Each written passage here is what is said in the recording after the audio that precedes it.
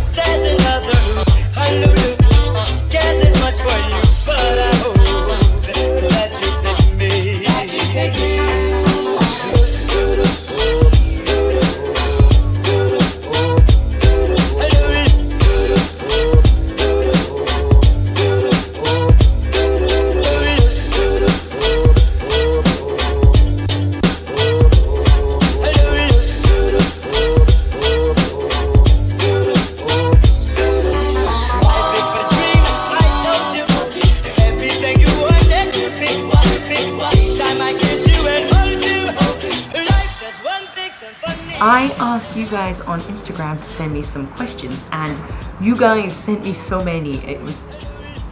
You are all so lovely. So I'm gonna answer some of them for you. I have them here on my phone. I'm sorry if I say anyone's name wrong. I really am trying, but you know when you read things a lot but you never actually say them out loud? And there are so many of these that I will probably not get round to answering all of them today, but I will definitely answer them in the next video. RP Massett asks, says, hello from Chicago. Hi from Chicago.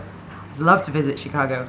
Can you talk about your new job and are you working as an animator? So yes I am. I've just started a new job. I've been mentioning it on here on Instagram. I can't tell you what I'm working on because it's super secret, but it is a feature film, which is really exciting. And yeah, I'm a senior animator on the project, and so far I'm loving every single moment of it. So I cannot wait to be able to share with you guys what I have been working on. And RP Massa also asked the best parts about living in Australia and the weirdest things. So I'm from the UK, so living in Australia, oh, there's a bus going past, I don't know if you can hear that. So I feel bad, I haven't read these before I started talking to you, which is stupid in hindsight because I should have lovely answers and eloquent answers ready for you, and I do not.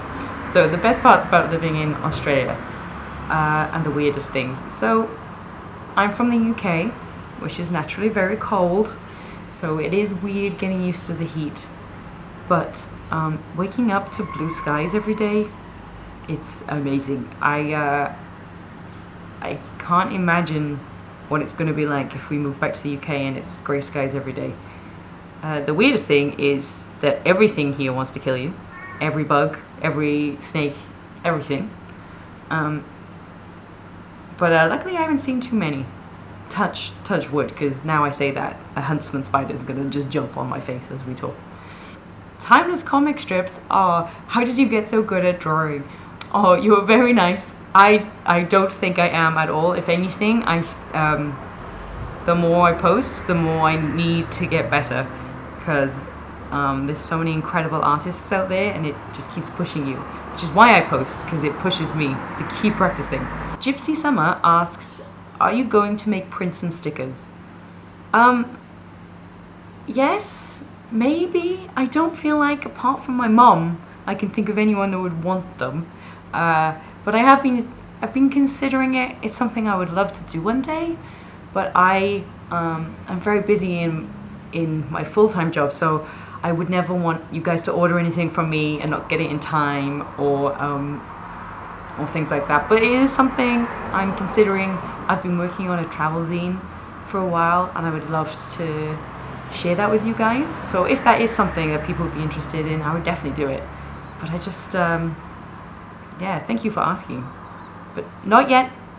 Maybe is the answer to that question. Sedgler_DM asks how it feels to have colour in my hair and any advice Sorry.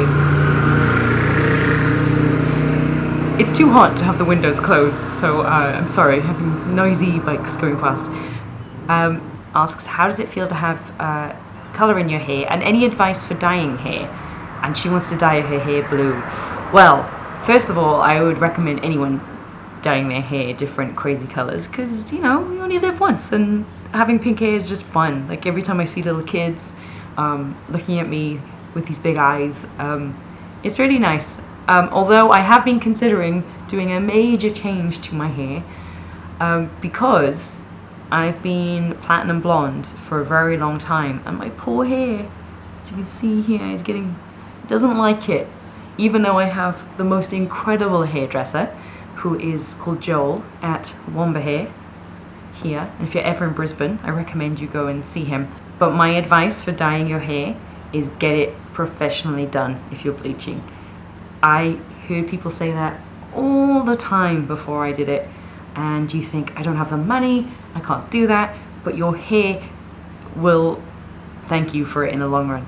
And if you can't afford it, you could go to the cosmetology schools or your local hairdresser and ask if there's anyone waiting to be trained in bleaching and colouring, and you could put yourself forward, because somebody that's getting trained by a professional would still be better than you doing it on your own in your house. But putting crazy colours in once it's bleached, I think you can do that at home. It's not a professional opinion, but I put the pink in on my own in between my visits. But I get it done properly the first time, and then you do it yourself. But yeah, do it. Crazy colours. We can make a team. Ivana Kern asks, how did you find your art style? It's so funny to hear that someone would think I have an art style, because I don't think I do. And I understand that I always draw myself and there's always pink hair, but if you actually look through my drawings, the way I draw the characters changes like every single time. An art style, I do think, is something that comes naturally just from practice, but I think it's good to have artists you like and kind of work. It's good to have artists that you like and work in a certain style, but don't box yourself in too much. Experiment, try all different types of things, and then naturally you might start to just find a theme in your work. I think colors are a theme in my work, but sometimes I feel a bit trapped with my color palette and I want to do some different things. And you should just keep experimenting, and naturally your style will start to grow. Ima.an_. Ima Ann asks, when did you start drawing? Well, I feel like everyone has this answer, but I started drawing as soon as I could pick things up with my hand.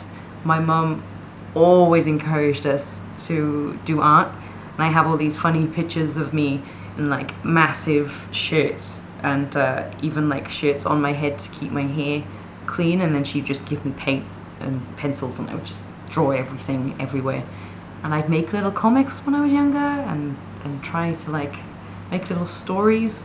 Although I have a drawing account, the reason I have my Instagram and I draw is because I want to tell stories. I like the idea side of it. I'd rather the idea side rather than the art, if that makes sense. But yeah, I've been drawing a while. The lovely, I've never said your name out loud, the lovely amendoa.art, who you should check out because their stuff's lovely, asked me what kind of animation do I do. I am currently doing CG animation on the computer, but for the last 2 years I was doing cutout animation on a program called Toonboo, and I'm going to have a tutorial about Toonboo next week. Yeah, we've done lots of different types of animation. My favorite type of animation is cartoony. I love the Looney Tunes, like strong poses, very snappy, really weird in-betweens where they do all kind of crazy things with their arms. But yeah, at the moment doing CG. Anna Winter asks me, does the man in your comics really have blue hair? I love this question. No, he does not.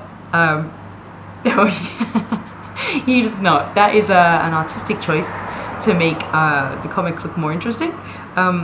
He would if he could, but his job wouldn't really allow it. But I'll tell him you asked me that because he'll think that's really funny. So many good questions. Art by Nina asks me for my traveling history. Ooh, my traveling history is I'm from Wales. I spent some years living in Saudi Arabia when I was very young. But I grew up in Wales. When I had my first job in England, so I worked in Manchester and London. Then I moved to South Korea. I lived in South Korea for 2 years, which was amazing. It's one of my favorite countries on the planet. I traveled around Southeast Asia for about 4 months. Went to Taiwan and Japan and Cambodia and Vietnam and all these other places, which was amazing. And then we came and settled in Australia, and we've been here for the last 3 years. The bigger mission is to eventually try and make our way over to Canada one day.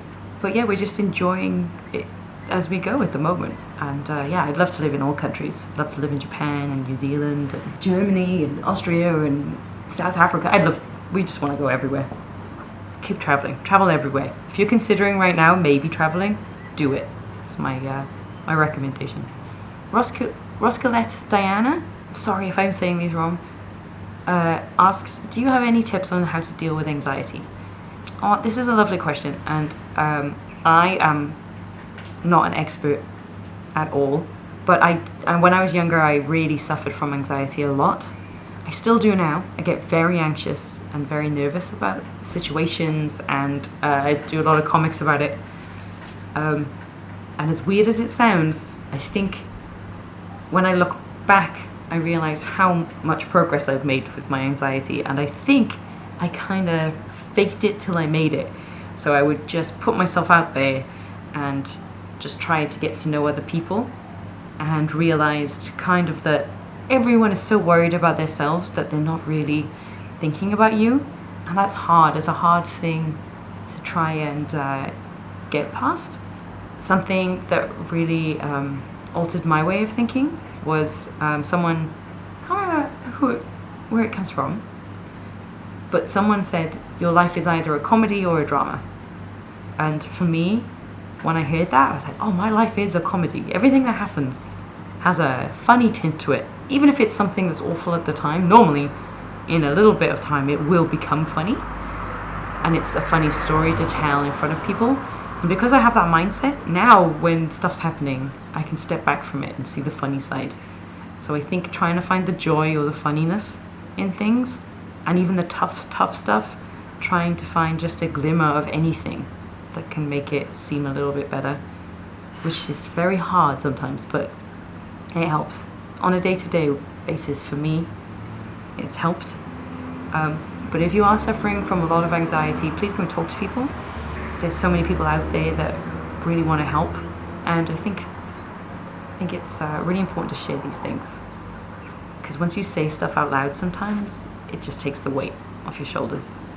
I hope that helps. I'm not, like I say, I'm not an expert, and I still get very anxious a lot of the time, but it's a process, and I am trying. And just by even talking to you on this camera, I feel nervous and anxious, but you know, persevering. Max Wellington asks, what dream career would you like to end up with? Oh, Max, I'm kind of doing my dream career now. Is that a lame answer?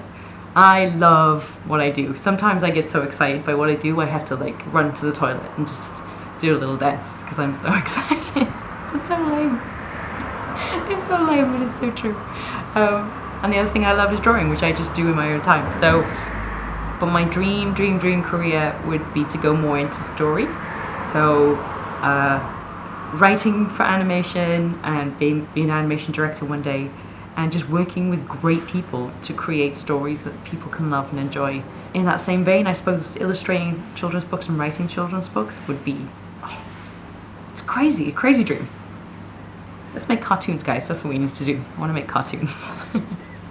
But yes, that's gone on way too long. We've talked way too long. I'm sorry. But thank you so much for all of your questions. I love being able to interact with you guys, so we'll definitely do this again soon. And I hope you're all having a lovely week. Please treat yourself to something nice today, whether it's a long bath or something tasty, or just a few minutes to yourself, and have a lovely week. Bye.